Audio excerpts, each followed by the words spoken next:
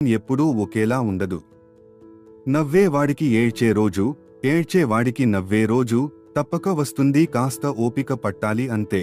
నిన్ను సంతోషపెట్టే వారంతా మంచివారు కాదు, అలాగే నిన్ను బాధ పెట్టేవారంతా చెడ్డవారు కాదు.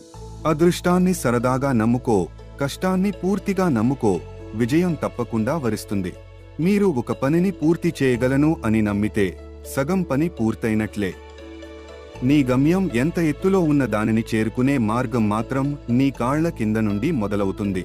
ఓర్పు అనేది ఎంత చేదుగా ఉంటుందో దానివల్ల వచ్చే ప్రతిఫలం కూడా అంతే తీయగా ఉంటుంది. జీవితంలో నిన్ను నువ్వు నమ్ముకున్నప్పుడు దేనికి భయపడాల్సిన అవసరం లేదు. భయమే భయపడేలా జీవించడం నేర్చుకోండి. మీరంటే ఇష్టం ఉన్న వారిని ఎప్పుడూ అశ్రద్ధ చేయకండి. ఏదో ఒక రోజు మీకే అర్థమవుతుంది. చేతిలో ఉన్న వజ్రాన్ని దూరం చేసుకుని రంగురాళ్ల కోసం వెతుకుచున్నామని. ఆటలో ఒకరు గెలవాలంటే పోటీదారులందరినీ ఓడించాలి. అదే జీవితంలో గెలవాలంటే తోటి వారందరినీ ప్రేమించాలి. ఏ కారణం లేకుండా ఇతరులు నిన్ను విమర్శిస్తున్నారంటే నువ్వు చేస్తున్న పనిలో విజయం సాధించబోతున్నావని అర్థం.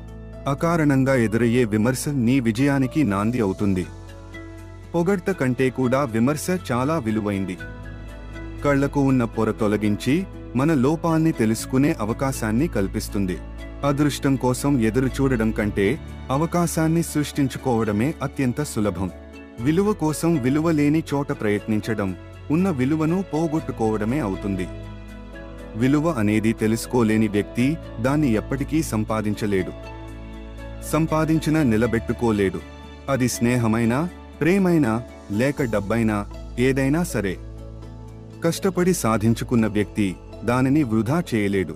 ఎదుటివారి ఆలోచనలని గౌరవించకపోయినా పర్వాలేదు, కానీ హేళన మాత్రం చేయకండి. ప్రతి ఒక్కరిలో ఏదో ఒక గొప్పతనం ఉంటుంది. మనకు దాన్ని చూసి గుణం ఉండాలి. దానిని అభినందించే మంచి మనసు ఉండాలి.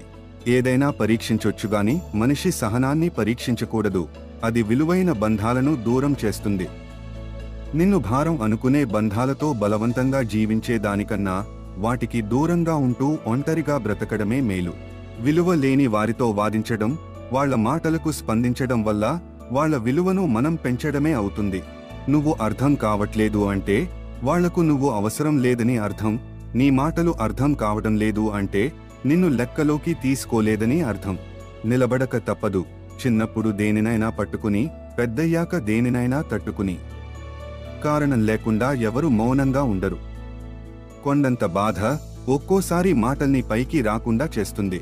ఎప్పుడూ గతంలోకి తిరిగి చూసుకోవడం లేదా పక్కవారి జీవితంలోకి తొంగి చూడడం చేస్తావో అప్పటి నుండే నీ ఆనందానికి అవరోధాలు ఏర్పడతాయి.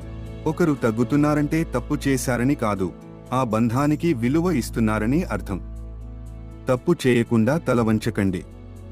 నమ్మకం లేని చోట